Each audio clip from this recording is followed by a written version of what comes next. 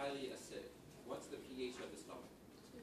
2 to 3. It's super acidic. So there's going to be a lot of mucus to protect the lining of the stomach so you don't digest your own stomach.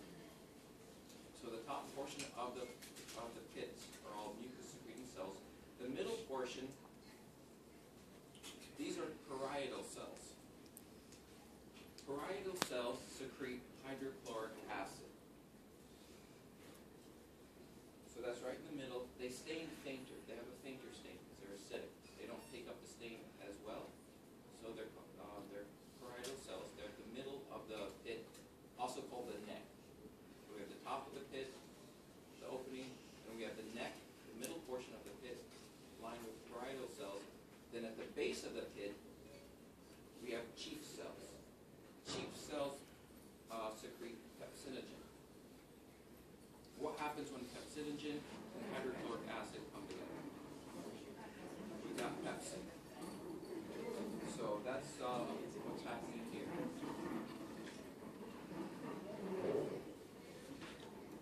So these are gastric pits. These are all in the, this is still technically epithelium. Below it would be submucosal. There's lamina propria. We have a thin muscle layer here, muscularis externa. Then we've got submucosa all in here. And then we have 3 muscle layers in here. I can't tell them apart. It's just kind of a mash of muscles. It's hard to, they don't really, can't really distinguish them. But the first layer would be in the stomach. What's innermost? Innermost oblique. So we have innermost oblique. Then, just to keep the naming right, we still call the middle one, we still call it inner, so we call it inner circular, and then outer longitudinal. And then the last bit, this stuff here on the edge, would be serosa or adaptation.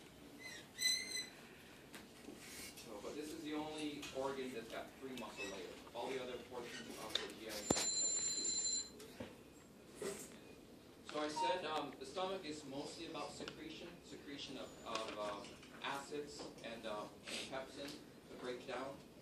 Also, oh yeah, I forgot to say, the bottom in the chief cells not only secrete pepsinogen down in the base, there's also G cells down in there. These are these G cells at the bottom secrete gastrin, a hormone. So there's a hormone function going on down in there, down in the pits. So you have chief cells and G cells down the bottom. The G cells secrete what? Gastrin. So G for gastrin. But that's the secretory portion of the stomach. The stomach does absorb stuff. It does absorb water, certain acidic compounds, like certain medicines like aspirin. It can absorb that. And also alcohol. So if you have a headache after drinking too much, you swallow aspirin. That's one way you can kind of remember it. Alcohol, aspirin, and water. The stomach also. Yeah. Duodenum, large intestine absorbs most of the water, but there is some water absorption in the stomach. But for sure, yeah, but alcohol and acidic compounds like aspirin.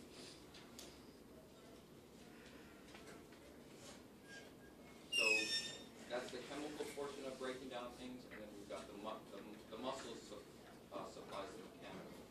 And that all mushes your food up, and that substance that it becomes, this gooey, slimy stuff, that's called chyme. C-H-Y-M-E. So that's an acidic soup of what you ate. Chyme.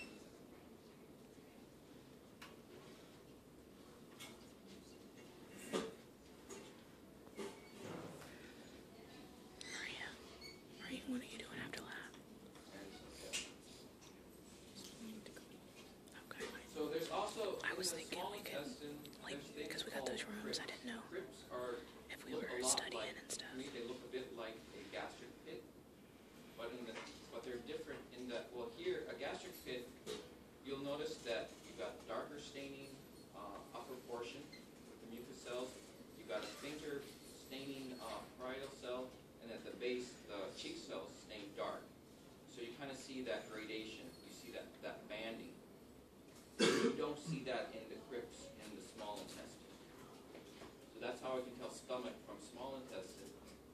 have these similar structures, these crypts or pit-like structures. So we're still here in the stomach. Any questions about the stomach? This next slide is going to be the transition from stomach to duodenum. So we're going from a highly acidic condition to duodenum, which is going to be basic, more alkaline. So keep that in mind. Something's going to have to change that condition.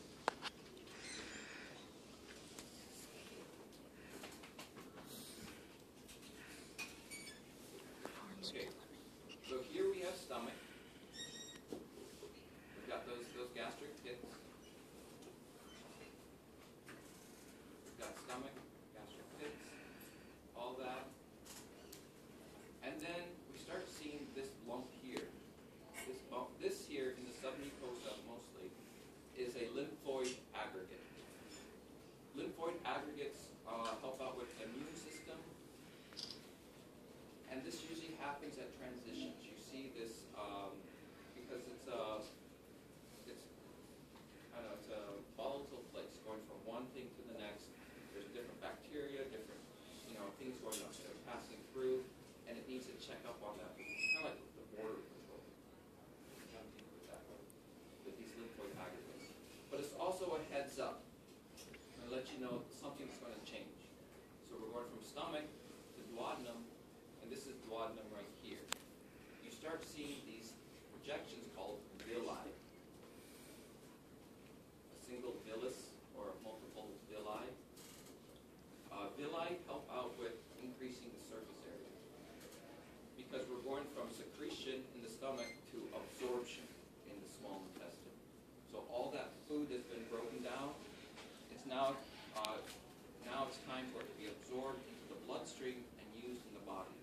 So the small intestine is all about increasing surface area for absorption. Earlier I showed you on the model the plica circularis. Those are the folds in the small intestine. On top of the folds are these finger-like projections called villi. And then further on top of these villi, we'll try to see them, are small hair-like projections.